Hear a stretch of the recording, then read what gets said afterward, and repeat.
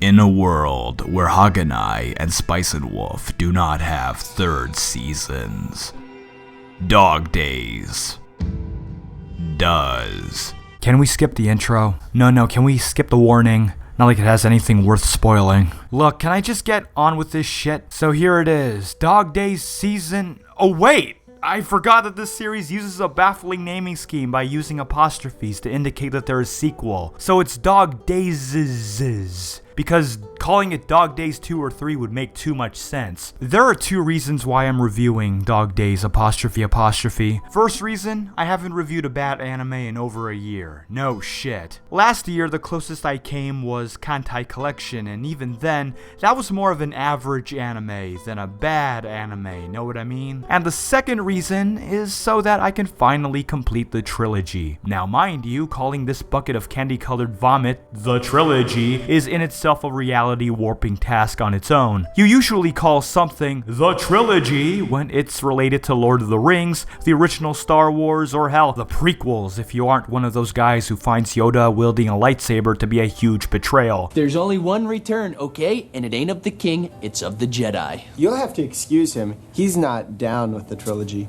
Oh, what the fuck happened to this world? How in dog flipping fuck has it lasted this long? I mean, I'll admit that the first season wasn't that big of a waste of animation looking back at it. Okay, kinda was, but at least it had some sort of plot going on throughout. I remember coming off the heels of my first anime review of Madoka Magica and saw that, hey, Dog Days was getting a sequel soon. Better review the original! And the fact that I chose to do so is why I'm here now, tackling this nebulous crater. It's amazing how this series went from merely lackluster to melting into a barrage of mercury-infested blobs, so much so that I didn't even bother putting in the effort of making a video review for the second season. I just made a half-assed unscripted audio review instead. The story for the first Dog Days was about some fish-out-of-water Wonder Bread shitheel being transported by a dog to a fantasy world that's enchanting, but filled with mostly forgettable characters with butchered, ass-backwards names that require a decoder ring who can't help but put on a smile every 5 seconds and declare that everything they do is fun. So it's the kind of tone you'd normally find in a My Little Pony episode, except less engaging than that. Who's he, who's she, who's that, who are you, who am I? The Dog Days series has always boasted how many characters it has in the cast, but falters when it neglects critical characterization to instead give them such eccentric naming like Jean Clafotis or Godwin Dorure, Brioche de Arcuen, Noir Vinca Cow. I think. What kind of name is Bernard Sabridge? Who names their character Leaf Lang de Shaharva? Did 7 Arcs have their people gargle mouthwash and wrote down the noises the staff would make on a piece of paper? No wonder these characters are flat. They put most of their effort into the character names. Yet despite how misguided some of the directing choices were in season 1, at least there was a point. At some point. It's a shame because I never found the world of Dog Days to be boring. If anything, Flonyard is an interesting fantasy setting of spirits and demons that can provide some of the best moments in the series, thanks in no small part to how fantastical it looks and feels and was occasionally a sight to behold. The first season actually established some neat ideas and the setting's design as a whole is great even if it has blatant Chocobo ripoffs. There was an interesting concept where battles weren't these life or death conflicts but sporting events where no one dies that determines a nation's economic prosperity, and it could have made for some sort of overarching conflict that explores wealth and how it might affect a society. Though, because death wasn't an issue in these events, there wasn't anything to worry about as far as our characters are concerned. Which is why the dark twist near the end of the first season was so effective as a type of juxtaposition, even if it doesn't entirely work. It presented the first real danger where it's revealed our characters are capable of bleeding or possibly even dying. Actual peril after enduring a prolonged stretch of cliches and sappy bullshit within a bland story that's really all about two childhood friends finding a way to rekindle their troubled affections toward each other. It's all of these ingredients that could have made for something approaching creative, which was ditched as it went on, with season 2 forgetting these elements that could have made Flonyard stand out from your rank and file anime fantasy worlds, and to this day, Dog Days, or Dog Days apostrophe, ranks ranks up next to Itsuka Tenma no Koro Usagi as being an anime that's literally about nothing when all is said and done. Now it wasn't a bland anime about a shaken relationship between two rulers. Now it was a flavor of the week anime with different scenarios that begin and end without any real impact on the grander scheme of things, mainly because there wasn't a grander scheme at all. And fan service, while an element of the first season, is greatly amplified here to the point where it's just plain blatant. It's a really noticeable direction decision, especially when the characters have their clothes comically destroyed, exposing their naked bodies that may or may not be legal. And sure, this happened in the first season, but it was more restrained, and here, it did this in almost every episode to the point where it just became highly predictable. I guess the merchandise sold well enough maybe? There isn't even an antagonist, so why should I care when I know these people are just gonna be fine? This really is a case where I'm confident in saying that Dog Days is literally 13 episodes of filler, and now every time I see Junji Nishimura's name in the credits, I cringe with fear and bolt over to the nearest fallout shelter. It was a shift that left a variety of impressions, but ultimately, I despised it. It was fodder aiming to capitalize on the first season's supposed success. It was so pointless that I couldn't believe there was a wiki page dedicated to this train wreck. I didn't expect much from it, but I didn't expect it to be so blatant with how little substance there is, even though the whole warfare economy idea was still ripe with untapped potential. I lost all that time, and now I'll never get that time back.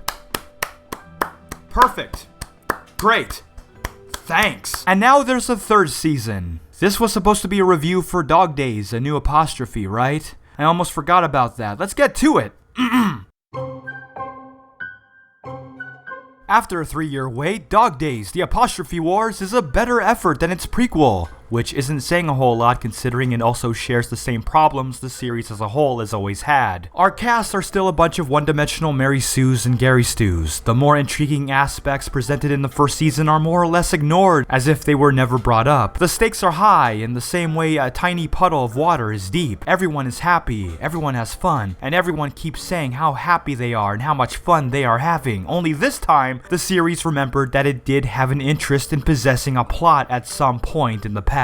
Yes, it looks like something resembling a narrative happened to stumble in, and I was really caught off guard. It opens up with our protagonist returning to Flan Yard yet again to do whatever, only to get caught up in a bad situation that threatens the land, where they meet a new supporting character who's connected to what's happening. The inciting incident happens, and it isn't long before our heroes must fight off a big demon, and for a moment there, I wondered where it could go. It'll probably go somewhere dumb, but I thought it would go in some sort of direction that would make an experience with a cohesive and connected whole. Something was actually happening, and I had hoped that this would return to being a generic anime series rather than a pointless one. Then after 3 episodes, it was over. Yeah, it ended, just like that. It concluded, and when episode 4 came, it changed. Now it was about something unrelated to what we had witnessed in episode prior about a slime monster that dissolves clothing. That's when the realization struck and the alarm sounded off. It was back to being Dog Days all over again. It was going to continue this bullshit, only this time I knew better. I dropped this anime like a fucking diaper and left it there to be a fading memory and an incomplete spot on my anime list. Until I brought it back up after almost a year because hey, I haven't reviewed a bad anime and I don't want to rewatch Absolute Duo. I'd rather tear off the hairs on my balls than watch that abomination again. On to the 5th episode, and the saga continued, and you know what? I was genuinely shocked by how indifferent I was to this 3rd season overall, or to be more precise, how much I managed to get out of it under all the useless crap, as if 7 arcs decided to stop their perpetual circle jerk and put in some honest-to-God effort this time around after that horrendous 4th episode. Just when I thought the show was gonna devolve back to the tired strategy of throwing stuff at the wall and see what sticks, this time around not only does it have 2 notable story arcs, the core focus is now on expanding the lore. We get some genuine world building here, and it's not simply mentioned, but it's shown. You get to learn more about Flan Yard. There's even an episode dedicated to the backstory of Adele and how the setting became the mostly happy-go-lucky land we know it to be, and I gotta say, it was kinda interesting learning this piece of this setting's history. We even get to see a character death, a first for Dog Days, so I can't say it's the exact same old material that came before it, but at the same time, it continues to carry contaminated blood. You still get the formulaic and predictable fan service, though it is significantly toned down compared to the previous season. You still have characters who smile all the damn time, a lack of substantial depth, and there isn't any tension to be found when you already know, judging from past experiences, even if they are getting their asses kicked, that they're gonna be fine. It's not even a spoiler at this point. Shit, at one point, our heroes saved the day by using the power of the la-la-las.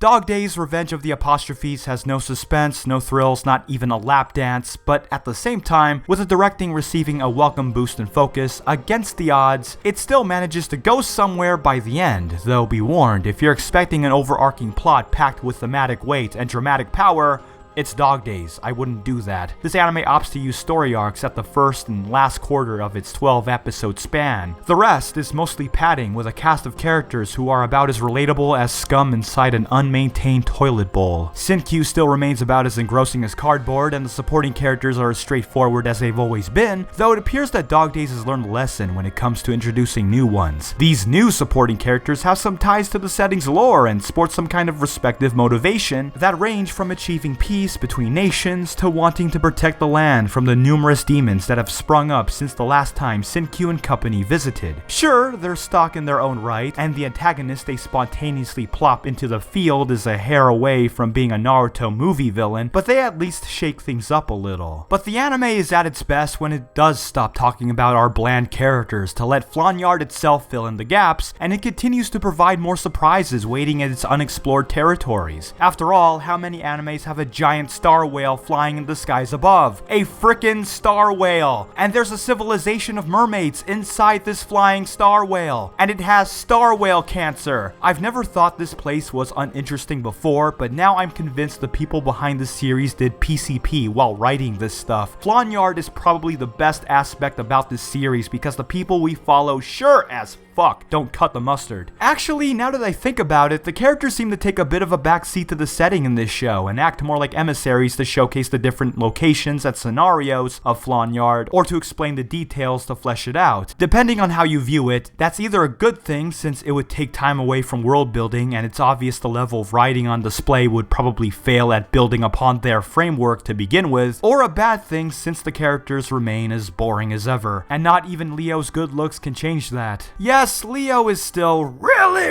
hot, but at this point everything that made her even remotely interesting has been left in the dust. But I think the biggest problem with Dog Days, Attack of the Apostrophes, is that it carries many of the same big flaws that stem from the previous seasons, which managed to congeal into a brand new one for this show. The series as a whole has suffered from either poor execution, lack of direction, or an identity crisis, each case unique to each installment. The tone of the general series is no accident. Flonyard is meant to essentially be a fantasy world straight out of a kid's cartoon where everyone is at peace, war is fun and games, the citizens are happy and cheerful, having your clothes ripped apart is no big deal, a princess can double as a pop singer, the most slapdash of conveniences can be waved off by using the "it's a fantasy" argument, and it all results in characters who represent the carefree vacuousness. This is not unintentional, and at one point, there may have been a narrative direction choice as to why, and I mean at one point. The first season twisted the status quo by later throwing in a fox demon that suddenly made it so that everyone could bleed, everyone could be killed, everyone was in danger. Juxtaposition that does grab one's interest, but is hindered by characters that were never developed to match this direction shift. Despite the setting being ripe for deconstruction, it doesn't really do that. Up to this point, it played its premise straight. It's as if Kezo Kusakawa had wanted to perform a huge subversion by taking a hunky-dory setting that wouldn't feel out out of place in a children's cartoon and completely warp it into a huge surprise to create a subversive anime, but lacked the development of its theming and characters to make it come off as natural. It isn't like the juxtaposition in Madoka Magica, where, from beginning to end, it gradually developed the coming-of-age themes about the shallowness of society built upon tragedy and loss, and the struggle to accept and rise above the world's cruelty. Dog Days was about a broken friendship of two rulers involving a Gary Stew and supporting characters that do a bunch of cliched, raunchy, happy bullshit until a demon appears, people get hurt, the demon is defeated, and everyone goes back to being happy again, with all the previous conflicts being resolved as if they were never a factor. Where's the subversion in that, assuming there was meant to be one? And instead of building upon this and fixing the flaws it left behind, the second season just ignores most of it to go full steam ahead with the shallow side of the series, where the characters have no long-lasting conflicts. New characters show up just so more shit can happen that end up being pointless. There's a love square that's established around Sid Q just because he's the main character, and the main character gets the honeys wet for whatever reason, and having no clear plot as a result of all of this. There are barely any themes. There is little to nothing that stitches together a fully formed story or an attempt to subvert itself. The opposite of what the prequel might have been going for. So what am I getting at? In my original Dog Days review, I had said that it, quote-unquote, never truly knows what it wants to be. And I take that back. That applies to this third season. Despite being an improvement in a way, it can't fully decide if it wants to be like one or the other. It wants to have functional plot lines again, but it also wants to indulge in the antics of our characters, whether it's to save a dryad princess from a big-ass frog demon, have Leo fight a bunch of marriage candidates, present blatant fan service for most of an episode, and other such nonsense that happens because, hey, you gotta fill this episode with something. It wants to get some kind of narrative going, but it doesn't commit to it and loves to take multiple detours. It wants to show off and tell you more about the world at the expense of thematic development, character development, and cohesive story development. It inherits the same directions of the past two seasons without fixing the problems. Where the first season had poor execution and the second shat the bed and pissed on the carpet, the third season comes off as a sloppy hodgepodge made to find a happy medium while still carrying the worst traits of the series with it. And that's the key word to describe the third season of Dog Days. It's a sloppy anime. I originally intended to focus squarely on Dog Days: The Apostrophe Awakens, but came to realize that it would make for too short a review because there really isn't a whole lot to talk about on its own. So why not make this a pseudo re-review of the series as well? And overall, Dog Days is just a series of anime that hasn't got the legs to go beyond what it is. Whether it be bad character planning, stale writing, or directing that went from misguided to non-existent to sloppy ever since its debut in 2011. And yet, despite having all of these problems muddled at its core, it's also a series I can't stop acknowledging. Despite being bad, Dog Days is something I continue to think about. It's the same feeling I get when I think about, say, Daybreak Illusion, another project directed by Kezo Kusakawa, ironically enough. It's a series made of faults, but that's what makes it interesting to think about. The flaws are what make it memorable to me. Unlike my other arch nemesis, Infinite Stratos, Dog Days is a series I don't hate as a whole, despite having just as many problems. Don't get me wrong, however. Dog Days: Return of the Apostrophes sucks, but I'd rather step on a piece of dog shit than having a septic tank of dog shit dumped on me before having Haruko Haruhara from Fooly Cooly hit me on the dick with a bat. Contrary to my anime list, it's better than Dog Days', even if it can be the same as Dog Days'. And now that I've completed this trilogy,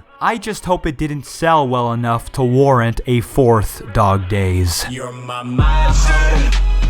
girl.